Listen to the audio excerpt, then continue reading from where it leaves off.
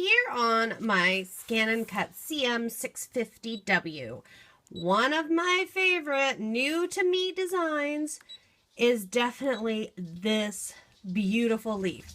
Completely perfect for fall, and I'm thinking completely perfect for doing a little bit of coloring and creating my own custom accents here for a card. Now it only wants to go down to a width of 1.2 inches. So I always like to go all the way down and see how small I can make it.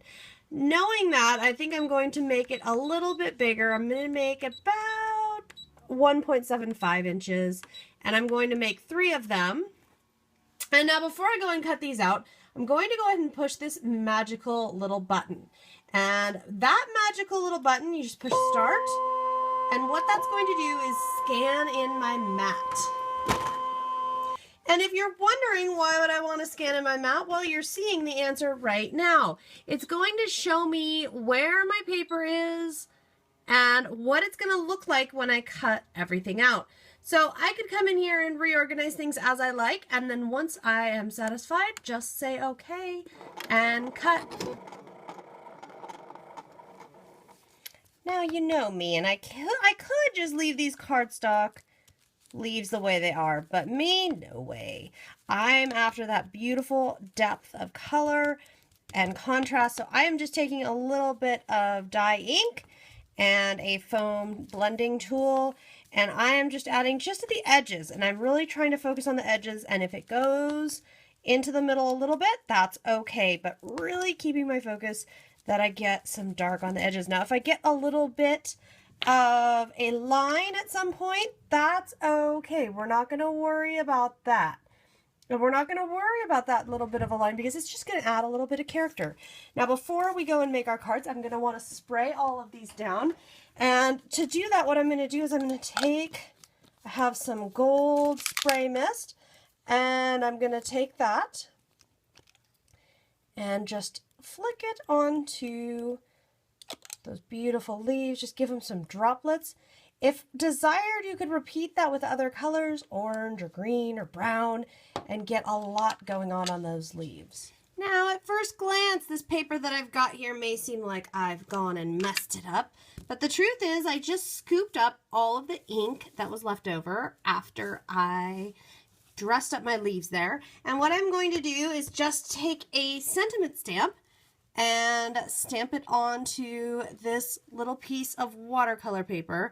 Now, if you don't like how it turns out, or you think, geez, that's not the absolute best it could be, just re-ink it and stamp it again, because we're really only going to use a small strip of this.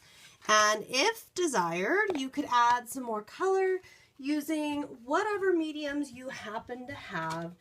It's totally up to you. Everything will work. Me, I'm going to take some oil pastel and scribble over it. And I know at first that seems completely crazy because you can't even see my word anymore, but I promise it'll make sense. Since this is watercolor paper, it's going to be very reactive with water.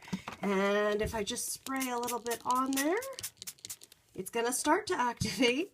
And then if I just take a water brush, and if it gets too much color, I can always just kind of dab it off to the side.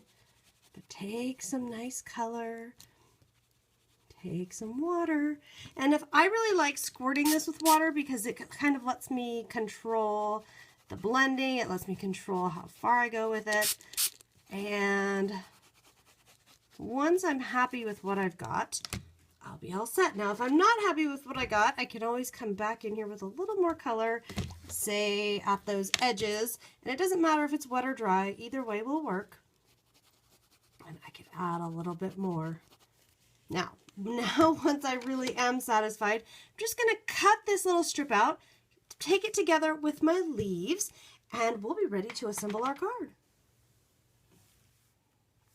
I've got a piece of 4 1/4 by 5 1/2 cardstock.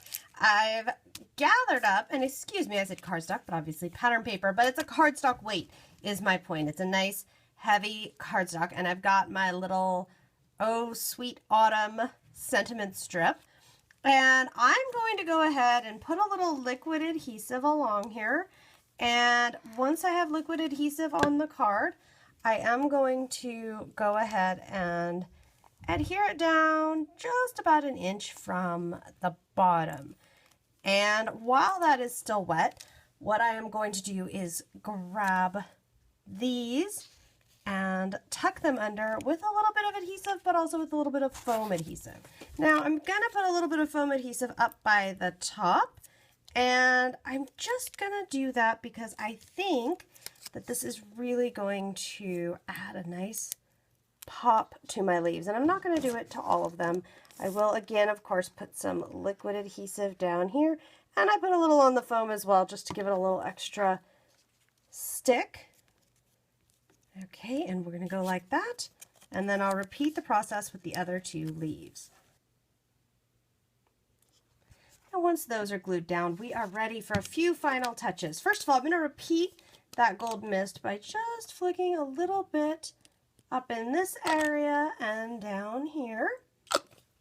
And then I'm going to put a few little buttons.